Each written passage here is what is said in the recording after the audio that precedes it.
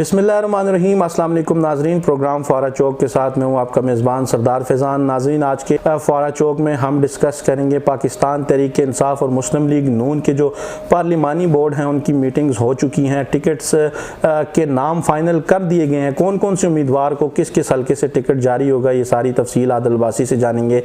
इसके साथ साथ बात करेंगे जो कोर्ट में जारी दो अहम केसेस हैं जिनकी समाअत कल होनी है, मुश्ताक अहमद गनी और मियाँ मोहम्मद नवाज शरीफ जो कि NA-15 से इलेक्शन लड़ रहे हैं, उनकी किस्मत का फैसला भी कल होना है। इसके साथ साथ हज़ारा मोटरवे पर एक अफसोसनाक वाक़या पेश आया है, ये सारी तफसीलात भी जानेंगे कि आखिर ये वाक़या कैसे पेश आया और किसकी गफलत से पेश आया। और एबटाबाद शहर में जारी इलेक्शन कैंपेन जो है वो ज़ोर शोर से चंद उम्मीदवारों ने शुरू कर रखी है, कौन कौन से उम्मीदवार और अब तक के एनालिसिस के मुताबिक किसका पलड़ा भारी है, ये सारी तफसीलात आदिल अब्बासी से जानेंगे। आदिल साहब, ये बताएं कि पाकिस्तान तहरीक इंसाफ और मुस्लिम लीग नून के जो पार्लिमानी बोर्ड हैं उनके जो टिकट्स हैं उनका फैसला हो चुका है, किस किस उम्मीदवार को टिकट जारी करने नेशनल असम्बली और कौमी असम्बली पे क्या तफसीलात हैं आपके पास? बिस्मिल्लाहिर्रहमानिर्रहीम। फैज़ान, कल तहरीक इंसाफ का जो है वो पार्लिमानी बोर्ड का इस्लामाबाद के अंदर इजलास हुआ है। कौमी असम्बली के टिकट जो हैं वो इमरान खान ने उनकी बाज़ाब्ता तौर पर मंजूरी दे दी गई है।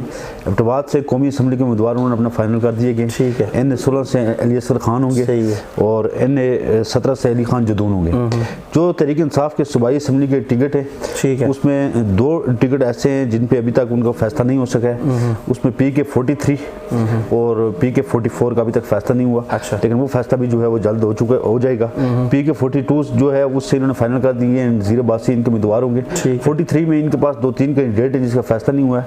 इस हवाले से जो तहरीक इंसाफ के सूबाई जनरल सेक्रेटरी हैं अली असगर खान से भी हमारी बातचीत हुई तो उनका यही कहना था कि अभी तक 2 कैंडिडेट जो हैं वो मुकाबले की दौड़ में हैं, जिसमें कर्नल रिटायर्ड सरदार शबीर, ये PK-43 से और रजब अली, और अभी तक इनका फैसला नहीं हुआ। लेकिन 2 दिनों में जो है इसका भी जो है वो हम फैसला करेंगे, फैसला होगा।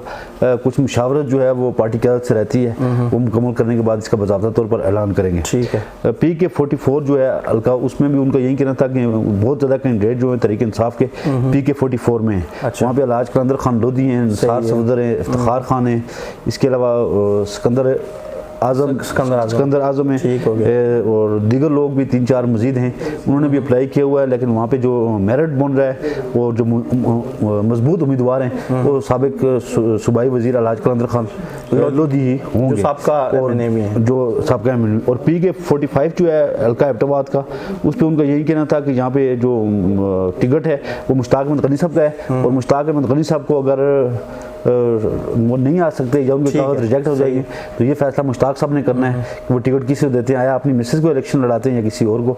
ये सारी स्वबदीद है मुश्ताक गनी साहब की। अब मुस्लिम लीग नून के टिकट तो आपको पता है फाइनल हो चुके हैं। उन्होंने NA-16 से जो है वो मुर्ताज जुवैद अब्बासी को टिकट दे दिया है। 17 से हाजी मलिक मोहब्बत आवान है उनके।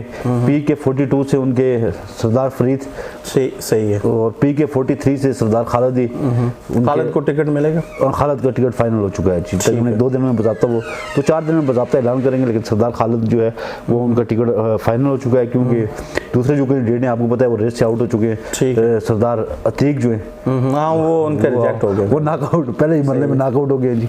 अच्छा, उसके अलावा जो PK-44 है वहाँ से सरदार औरंगजेब लोटा है, साबिक MP है और PK जो 45 है उससे मलक अरशद ये इन्होंने फाइनल कर दिया। अच्छा, मुझे ये बताएं, इलेक्शन ट्रिब्यूनल में 2 इंतहाई अहम केसेस अभी उनका फैसला होना है।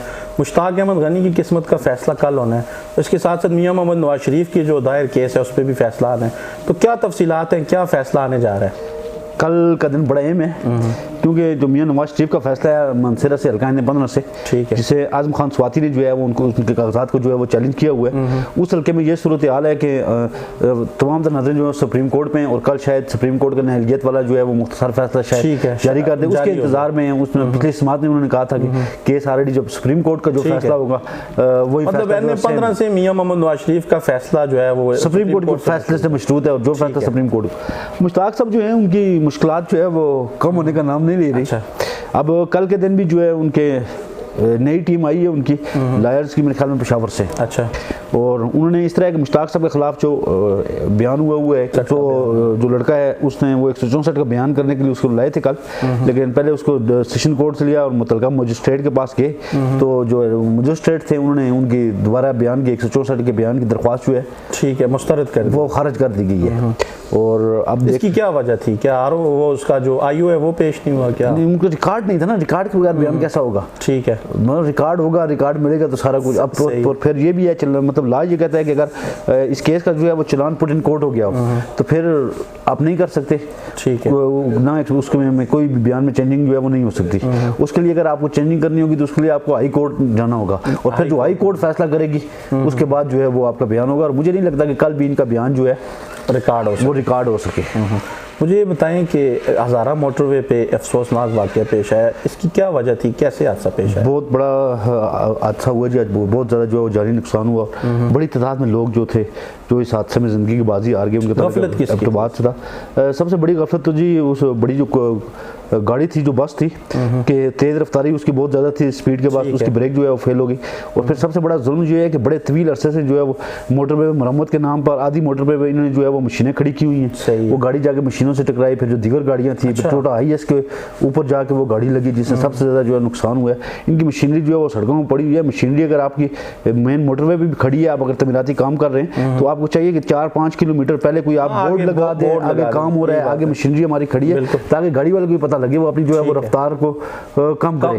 और फिर सबसे बड़ी बात यह है कि जो हमारे हज़ारा मोटरवे पे या कोस्टा जितनी भी ये मोटरवे पुलिस वाले हैं, वो आपको देखें तो आपको किसी जगह पे आपको कोई स्पीड के लिए इन्होंने कैमरे नस्ब नहीं किए हुए कि स्पीड लिमिट क्या होगी, किसी जगह पे कोई जो है वो मॉनिटरिंग नहीं कर रहा है। बस वो भी आपने देखा है ये इंटरचेंज और इन जगहों पे साइड पे गाड़ियां लगा के वो खड़े हुए हैं, गाड़ियों में चेकिंग हो रही है ना कुछ।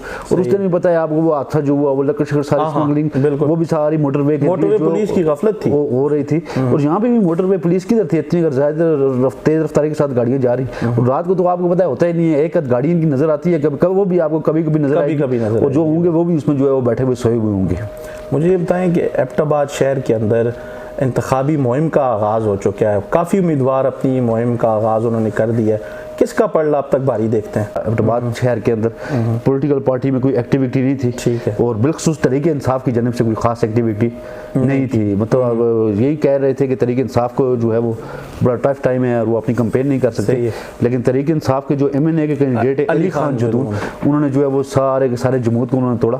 पहला जलसा उन्होंने किया दमतोड़ के अंदर, उसके बाद उन्होंने मुल्कपुरा के अंदर जो है जलसा किया, और दीगर इलाकों में उन्होंने कॉर्नर मीटिंग, जलसा नहीं सॉरी कॉर्नर मीटिंग जो है वो कर रहे हैं। इसके साथ साथ जमात इस्लामी भी बड़ी एक्टिव है। अमजद खान ने बड़ा पावर शो किया अपने दफ्तर में, बड़ी तादाद में वहाँ पे जो है वो लोग। और इसके अलावा 17 से मुल्क मोहब्बत आवान है, वो भी लगे हुए थे। 45 से मुल्क अरशद आवान, उन्होंने भी कल से जो है मुश्तरका तौर पर उन्होंने जो है वो कैंपेन जो है अपनी इसका आगाज कर दिया है। और उसके अलावा कुछ बहुत सारे लोग, आपको पता है कुछ लोगों की ज़्यादातर कैंपेन जो है वो तो फेसबुक पे ही चल रही है ना, मतलब प्रैक्टिकली फील्ड में तो नहीं है ज़्यादा। सरदार शहबाज साहब एक प्रोग्राम करके चुप हो गए। सरदार शहबाज साहब की कैंपेन बहुत स्लो हो गई और बड़ी सुस्त हो गई। मुझे नहीं पता इसकी वजूहत। अच्छा, स्लो हो गए, क्या पता किसने कोई यकीनदानी उनको करा दी, उनको यकीनदानी बड़ी होती है। उनकी कैंपेन जो है वाकई उनका बड़ा अच्छा शो किया और बड़ा अच्छा उन्होंने प्रोग्राम किया था बोर्ड ऑफिस में, लेकिन उनकी कैंपेन जो है वो बिल्कुल बड़ी जो है वो स्लो है। और कल जो है वो एक बड़ा पावर शो किया परसों मुस्लिम लीग नून ने, सरदार फरीद और मुर्ताज अब्बासी ने, बहुत बड़ा शो था उनका। रावलपिंडी के अंदर जो सदर बकोड़ के लोग थे, सही है, उन्होंने भी एक अच्छा और बड़ा पावर शो उन्होंने किया। उसके अलावा PK 43 से बैरिस्टर जावेद अब्बासी कैंपेन, उसकी कैंपेन बड़ी कैंपेन अगर बड़ी अगर समझे कि स्मूथली अगर कोई कर रहा है तो बैरिस्टर जावेद अब्बासी कर रहे हैं, उसने बड़ी बेहतरीन जो है वो कैंपेन शुरू की है वहाँ पे अभी तक, क्योंकि मुस्लिम लीग ने उनके उम्मीदवार का बाज़ाब्ता अभी तक ऐलान नहीं हुआ और तरीके इंसाफ का अभी तक कैंडिडेट का फैसला ही नहीं हुआ कि टिकट जो है वो किसके पास होगा। सही है, फिलहाल तो ओपन ग्राउंड उनको मिली हुई है, कैंपेन उनकी बड़ी अच्छी है। चलिए जी नाज़रीन, आपने आदिल अब्बासी की गुफ्तगू सुनी। आदिल अब्बासी का यही कहना है कि टिकट्स के हवाले से जो है वो मीटिंग्स हो चुकी हैं, तय पा चुका है कि किसको टिकट्स जारी करने हैं, वो आदिल अब्बासी ने बता दिया आपको तफसील के साथ। इसके साथ साथ हज़ारा मोटरवे जो है महकमा NHA की गफलत से यह हादसा पेश आया, चूँकि वहाँ पर तमीराती काम जारी था, जिसके बायस तेज़ रफ्तारी के बायस गाड़ी जो आके उससे टकराई है, ये सारा वाक़या पेश आया। इसके साथ साथ जो कोर्ट में जारी केसेस हैं उनके हवाले से भी तफसीली तौर पर आदिल अब्बासी ने ब्रीफ किया। मुश्ताक अहमद गनी के लिए काफ़ी मुश्किलात हैं, और जो एबटाबाद शहर के अंदर मुख्तलिफ कैंपेन्स जारी हैं, अब तक के एनालिसिस के मुताबिक इन्होंने बताया कि किसका पड़ला भारी है। नाज़रीन, फिर किसी प्रोग्राम के साथ मिलते हैं। अल्लाह हाफ़िज़।